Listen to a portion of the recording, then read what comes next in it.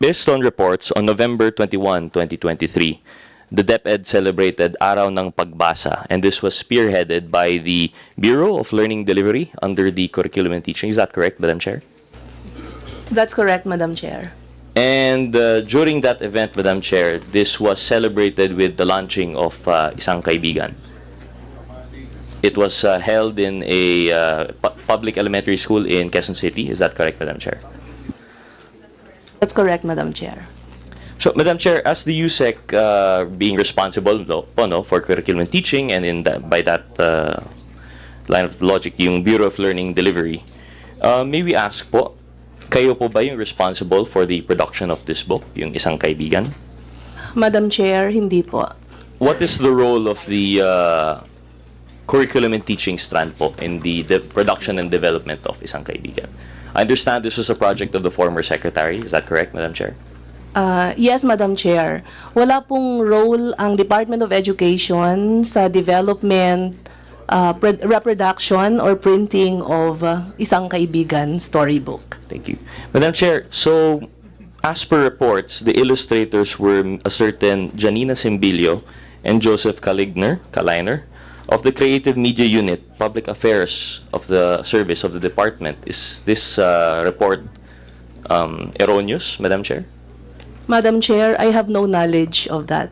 No knowledge. Madam Chair, under what department po kaya itong Public Affairs Service of the Deped? With your permission, Madam Chair, the two are employees of the Public Affairs Service Division of the Department, Your Honor. They are employees. Yes, but there is no payment made to them for whatever they did. So it's either they made it gratis or for free, or they were paid on the side. We don't really know because there's no record official payment to them. But just for the record, they are employees, job order employees of the Public Affairs Service. Is that a bureau? Service.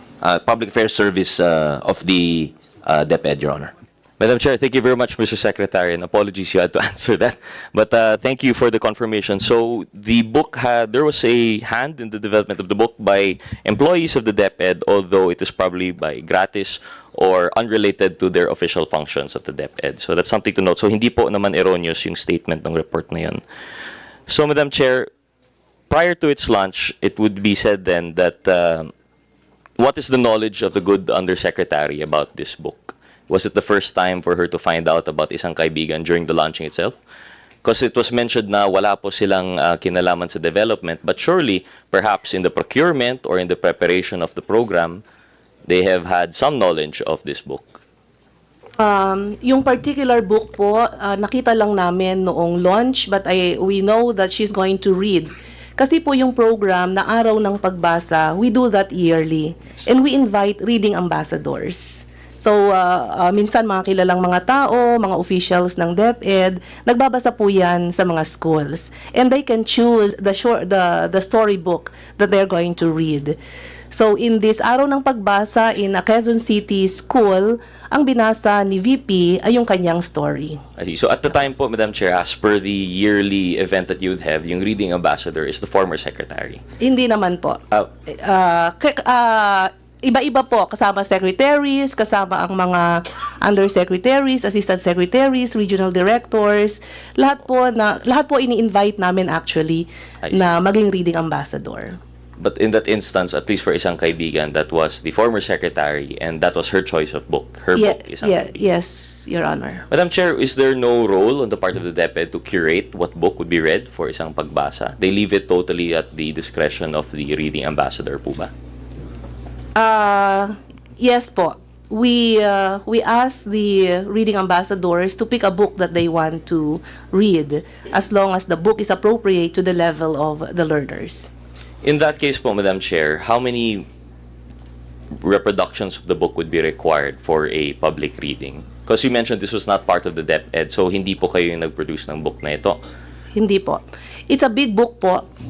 So, kahit na isang book lang po, merong 10 students halimbawa sa harapan ng reading ambassador, malaki yung book, may mga pictures yung book, so yung reader reads the book na nakikita ng mga bata yung illustrations ng book. Madam Chair, but if I believe, if I recall correctly, and perhaps we can have the Secretariat pull up a picture later on, there were actually multiple copies of the book and each child was holding one.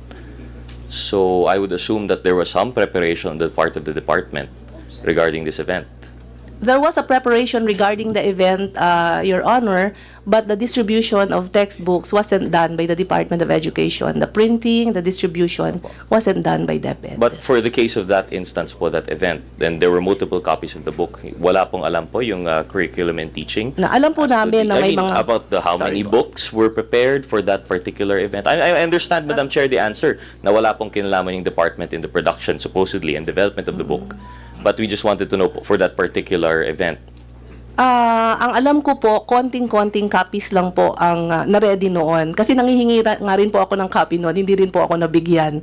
Kasi konti lang talaga para dun lang sa mga estudyante na umatendong reading session. So, Madam Chair, okay, thank you. Just to clarify po, no, so no public funds were used in the production of the book. It was not come under any line item, and therefore did not also go through any of the quality assurance and accreditation required under the Deped. None of that po. That is correct, Madam Chair. Thank you very much, Madam Chair.